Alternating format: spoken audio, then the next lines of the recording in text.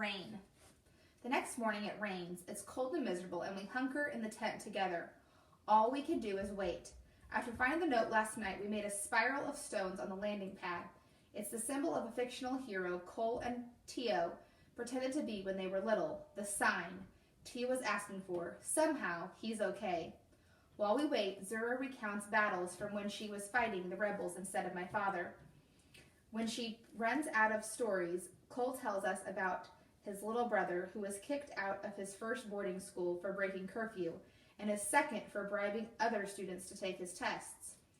When the time comes for me to entertain them, Zura gives me an expectant look. She's still wondering about the story behind my face. You can trust Zura with anything, Cole says, but it's up to you. I hesitate. My story is something I should get used to telling if we're going to spill it to the whole world one day. And I'll have to explain everything to Arabella if she's going to understand my value to her struggle. I like being bound to Cole by the secrets we've shared. Once somebody else knows the truth of me, it won't be the same between us. I'm selfish with him and with my secrets. Not yet. Is that okay? Cole takes my hand. Of course. Can't wait, Zura says. The day warms up slowly, but the rain doesn't relent. We should take the tent down, Zura says, around noon. The suits will collect more water if they're stretched out. Better than drinking our sweat, I say. Cole agrees. We crawl into the cold downpour, and we're muddy and soaked in seconds. But once I stop shivering, the feel of clean water against my skin is glorious. Cole and I stand side by side, drinking from our palms, rubbing 2 days' travel off our skin. Showering together in the rain feels almost normal, like this is a camping trip and not a war. Wish we had some soap, he says. Zura looks up from taking apart the tent, pulls a blue wafer from a pocket of her fatigues. She tosses it to Cole, who rubs it between his hands. A blue lather builds.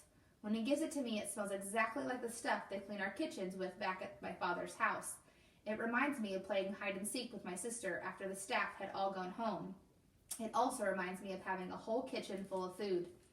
Anything edible in those pockets? I ask Zura. Just this. She pulls out a small bottle of powder. Rub it into raw meat and it kills the parasites. Safer than food cooked on a fire. Sounds yummy, I turn to Cole. Your military tech creeps me out. Your military tech blew up my house. Oh, I didn't mean... I begin, but Cole breaks into a smile. My little brother's safe, Frey. I get to make jokes again. Sure, just warn me it's a joke next time. I hand him the soap. Cole's smile fades. I wonder if Abuela... He doesn't say more, but I can see him sink into the layers of everything he's lost. Even if Tio's okay, his home is still gone. His city conquered. I gently change the subject. How do you think Tio got back from Europe? His face is on all the feeds. It's not like he can buy a suborbital ticket. My mother must have sent someone to grab him. Why would they grab 2 of his friends? For propaganda value, he says. You've seen the feeds. The cities are tightening the embargo. Yeah, I guess that does sound like Arabella. Cole shrugs. I'm sure she told their parents. I'm not.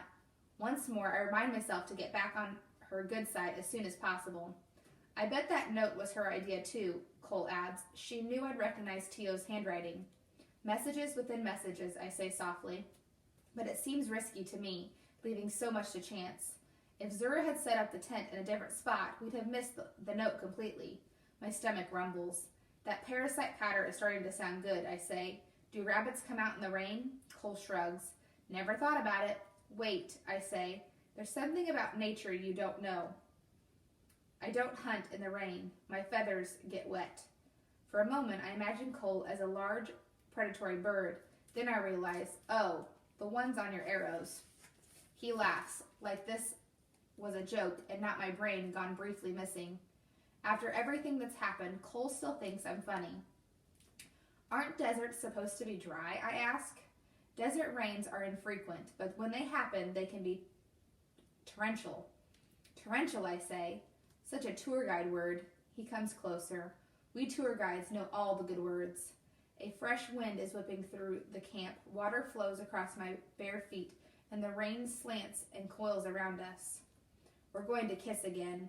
Sir, Zura's voice comes, incoming. I look up into the sky, blinking water from my eyes. That sound, it isn't wind. It's lifting fans beating the air. Quick, Cole, we have to, but I'm not sure what there is to do. There's no cover to hide behind. Cole and I are half naked, our suits fused together into a tarp. The hover car looms into sight, descending in a fury. Its 6 lifting fans drive the rain like a sudden gale. Zura is scrambling for her rifle, Cole for his bow, but they're not going to take down an armored hover car. I gesture for my knife, but it must not be able to see me in the tempest. And I can't remember where I left it. Too much kissing, not enough paranoia. We're helpless, but as the car settles on the landing area, I realize that it's not a warcraft. It's a luxury limo, black and shiny, the same kind my father rides around in. I fall to my knees in the mud. No. The doors butterfly open, like great wings spreading out to shield the occupants from the rain. And they step out like conquerors in a new world. Tio Palafox and his 2 friends.